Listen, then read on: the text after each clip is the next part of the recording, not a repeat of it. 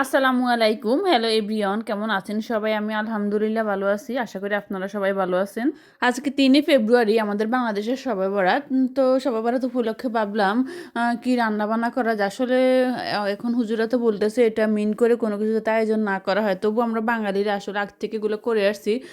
সেই ভেবে এখন আমাদের এটা করতে হয়, পরিবারের সবার জন্য কোনো কিছু মানে আয়োজন করা। তো যাই হোক, আমি সকালে ভাবলাম পুল পিঠা বানাবো। পুলি পিঠার জন্য আমি এখানে নারকেলের পুর তৈরি করতেছি। এখানে আমি গুড় দিয়ে করছি পুলি পিঠার পুরটা। গুড় দিয়ে করলে খেতে ভালো লাগে। একটু লবণ দিয়ে দিলাম, এখানে আমি তেজপাতা, এলাচ মানে গ্রানের জন্য এগুলো দিয়ে সুন্দর করে পুরটা রেডি করে নিচ্ছি। এই দেখেন আমার পুর রেডি হয়ে গেছে, দেখেন সুন্দর একটা কালার চলে আসছে গুড় দেওয়াতে। কালারটা খুব সুন্দর আসছে এবং মানে গ্রানটা অনেক সুন্দর। তো এখন আমি ডোটা তৈরি করে পিঠেগুলো তৈরি করব। আমি এখানে তাওয়াতে সেঁকে নিয়েছি কয়েকটা পিঠে, এগুলো আমার দেবরে খাবে এবং আমার হাজব্যান্ডে।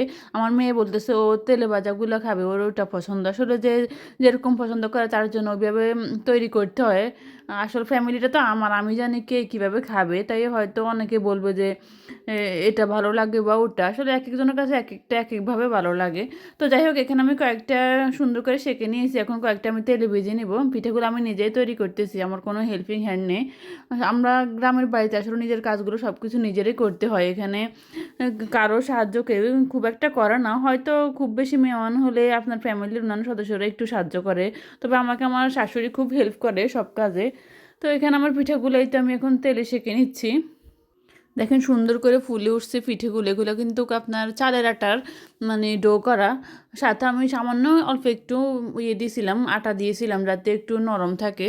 তো যাই হোক, এখানে আমার পিঠাগুলো রেডি। আমি কয়েকটা পিঠা আবার ফ্রোজেন করে রেখে দিয়েছি যাতে এগুলো পরে ভেজে খাওয়া যায়। প্রায় 10-12টার মতো আমি রেখে দিয়েছি, পরে আবার হাজব্যান্ডকে এগুলো আবার ভেজে দিব।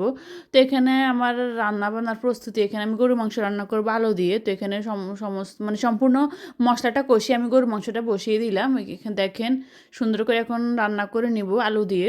ছোটোবেলা আমাদের মারা এভাবে রান্না করতেন, বিকেল আসরের পরে বেশিরভাগ সময় আমার মা দেখতাম মানে রান্না করতেন, রুটি বানাইতেন, এরপর হালুয়া বানাইতেন।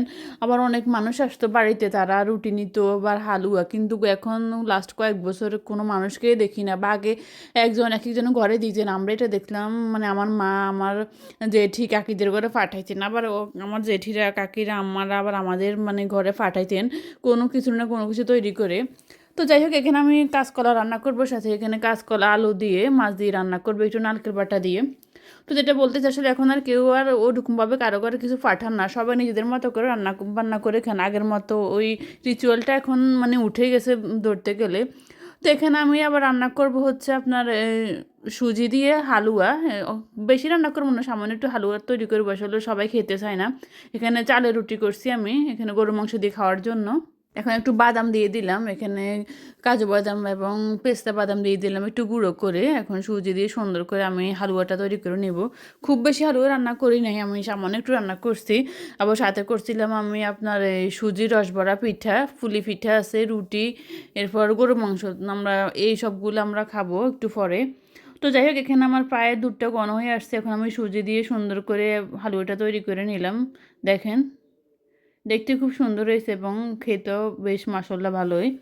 এই তো আমার আজকে রান্না বান্না এতটুকুই করা। এখানে আলু দিয়ে গরু মাংসের ঝোল রান্না করা, এরপর আপনার রুটি, সাদা চালের আটার রুটি, এরপর এখানে হচ্ছে সুজির রসবড়া পিঠা, এখানে হচ্ছে সুজির হালুয়া, সাথে আছে আপনার পুলি পিঠা। প্রবাসে আসলে এগুলোর কোনো খবরই থাকে না। আমার হাজব্যান্ড বলে ওরা বলতেই পারে না কবে সবে বরাত গেল, কবে সবে মেহেরাজ গেল। দেশে আসলে আসলে এগুলো করা সব আনন্দ একসাথে করা যায়, ঈদের আনন্দ বলেন বা এরকম উৎসবের আনন্দগুলো তখন তারা বুঝে, বাইরে থাকলে আসলে এগুলো বোঝা যায় না। তো যাই হোক, এগুলো ছিল আমার আজকের আয়োজন। কেমন লাগলো সবাই জানাবেন। ভালো থাকবেন সবাই, সবাই একে অপরের জন্য দোয়া করবেন। আল্লাহ যেন আমাদের সবাইকে ক্ষমা করে দেন এবং সবাই দোয়াগুলো কবুল করেন, সাথে আমার দোয়াগুলো যেন আল্লাহ কবুল করে নেন। ভালো থাকবেন সবাই, আল্লাহ হাফেজ।